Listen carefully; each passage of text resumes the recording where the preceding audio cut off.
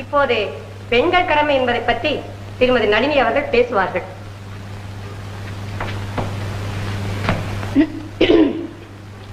சகோதர சகோதரிகளே, பெண்கள் கடமை பற்றி பேச என்ன அழைத்ததற்காக நான் மிகவும் மகிழ்ச்சி அடைகிறேன்.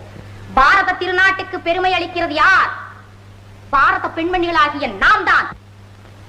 கணவன் எந்த நிலையில் இருந்தாலும் அவரை தெய்வமாக வணங்க பாரத பெண்ணால் தான் முடியும். Gear gear. புருஷனை மதிக்காதவள் பாரத பெண்ணாக இருக்க முடியுமா என்று நான் கேட்கிறேன். பாரத நாட்டின் பெருமை நம் கையில் இருக்கிறது. வீட்டை சுத்தமாக வைத்துக் கொள்வதும், கணவனுக்கு பணிவிட செய்வதும், குழந்தைகளை சரிவர பேணி வளர்ப்பதும் பெண்களின் முக்கியமான கடமையாகும். அதை உணர்ந்து நாம் செயலாற்ற வேண்டும் என்று கேட்டுக்கொண்டு இத்துடன் எனது சொற்பொழிவை முடித்துக் கொள்கிறேன். ஒரு மகிழ்ச்சிக்குரிய விஷயம், திருமதி நளினி அவர்களின் கணவர் திரு வேணுகோபால் அவர்கள் பேச விரும்புவதாக எழுதியிருக்கிறார். அவரை மேடைக்கு வரும்படி அழைக்கிறோம்.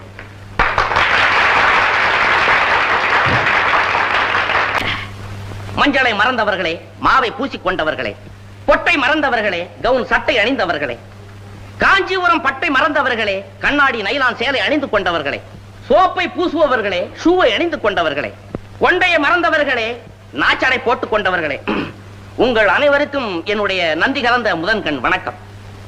எனக்கு முன்பதாக பெண்களின் கடமையை பற்றி பேசிய திருமதி நளினி அவர்கள் வேறு யாரும் அல்ல, என்னுடைய மிஸ்ஸஸ் தான் என்று சொல்லிக்கொள்ள ஆசைப்படுகிறேன்.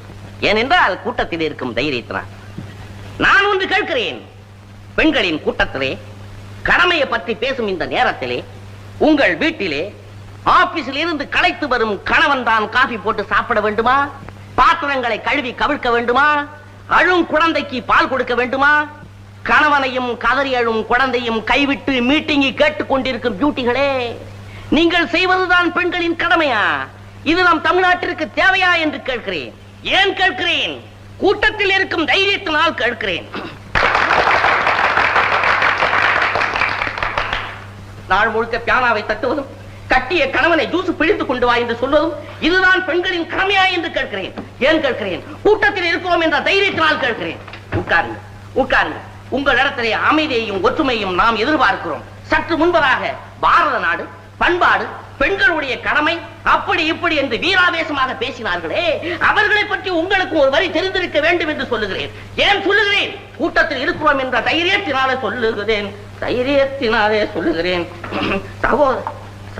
சகோதரிகளே, சகோதரிகளே, ஏதோ கரகோஷம் பண்ணீங்களே, கையை தட்டினீங்களே, கூட்டத்தில் தானே இருக்கிறோம், நமக்கு ஒன்றும் குழப்பம் ஏற்பட்டுடாது அப்படிங்கிற ஏதோ ஒரு தைரியத்துல, அசட்டு தைரியத்துல என்னென்னமோ பேசிட்டேன். இதோட எஃபெக்ட நீங்க பாக்கணுமா? பார்க்கணும்னு விரும்புறீங்களா? ஆனா காலையில பத்திரிகையில பாருங்க, பத்திரிகையில பாருங்க. தைரியம் இருந்தா நீங்க